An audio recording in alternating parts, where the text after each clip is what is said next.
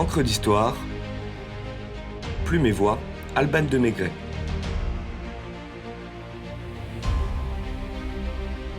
Madeleine Bress, première femme médecin française.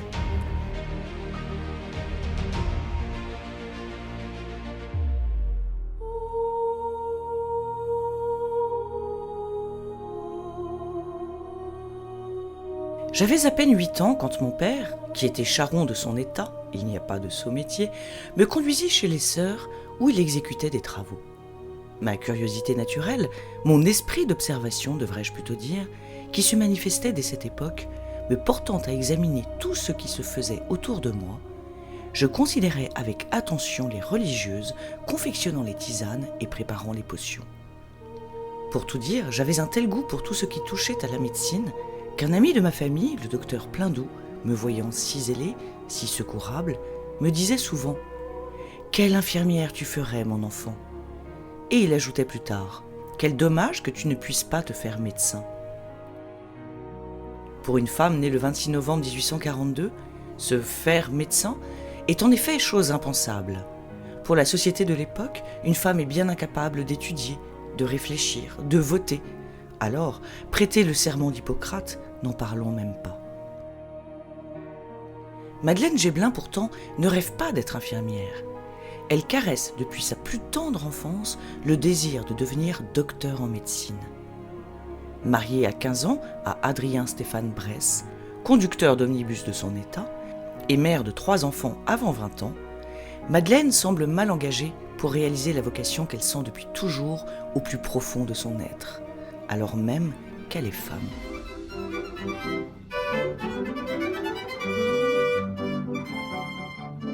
Femme, mais surtout femme de tête, elle rencontre en 1866 le professeur Charles-Adolphe Wurst, doyen de la faculté de médecine de Paris, et lui fait part de son vœu. Loin de se moquer d'une entreprise aussi déterminée qu'hasardeuse, Wurst accepte l'inscription d'une élève du sexe faible au cours de médecine sous réserve qu'elle obtienne les baccalauréats de sciences et de lettres. Elle promet de les obtenir, mais pour rassurer ses arrières, adresse une pétition à Victor Duruy, ministre de l'Instruction publique. La demande de cette émancipée audacieuse, voire effrontée, lui semble tellement inattendue, saugrenue même, qu'il ne veut prendre seul la responsabilité d'une telle mesure et en réfère au Conseil des ministres.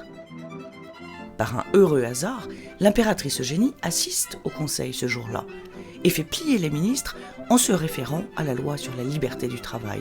Je cite « J'espère à ce propos que ces jeunes femmes trouveront des imitatrices maintenant que la voie est ouverte. »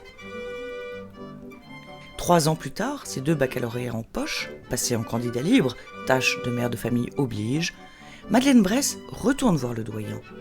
Plus rien désormais ne s'oppose à son inscription à la faculté, si ce n'est le consentement de son mari. Rappelons que les femmes, étant alors jugées irresponsables, et qu'il leur faudra attendre 1938 pour voir lever leur incapacité civile.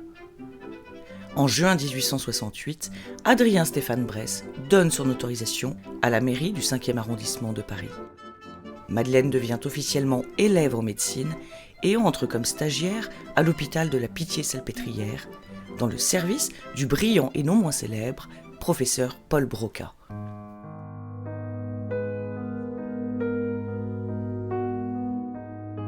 Cette même année, le docteur Joseph-Henri Montagnier écrit dans la Gazette des hôpitaux quelques lignes qui en disent long sur le sentiment du corps médical à l'égard d'ambitieuses comme Madeleine. Je cite « Pour faire une femme médecin, il lui faut faire perdre la sensibilité, la timidité, la pudeur, l'endurcir par la vue des choses les plus horribles et les plus effrayantes. Lorsque la femme en serait arrivée là, je me le demande, que resterait-il de la femme ?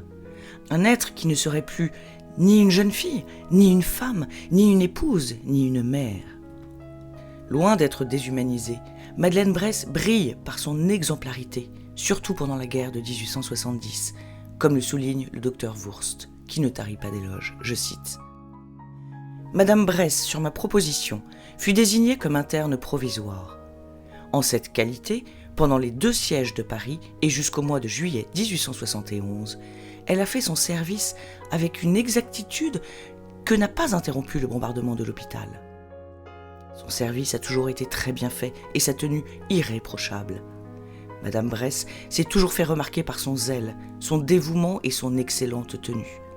Elle nous a particulièrement secondés pendant la dernière insurrection. Cette expérience hospitalière éveille en elle la motivation de présenter l'externat puis l'internat. Cela lui est refusé, interdit pour une femme, trop innovant.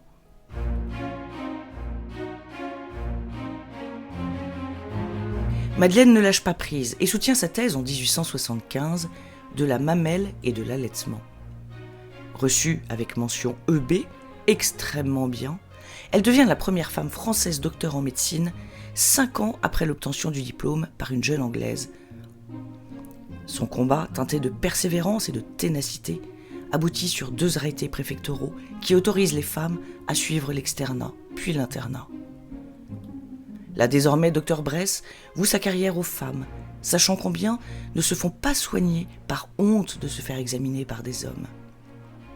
Directrice d'un journal intitulé « Hygiène de la femme et de l'enfant », elle donne des cours aux jeunes mères et après une mission en Suisse, initie la première crèche parisienne aux Batignolles, inaugurée par le docteur Théophile Roussel en 1893.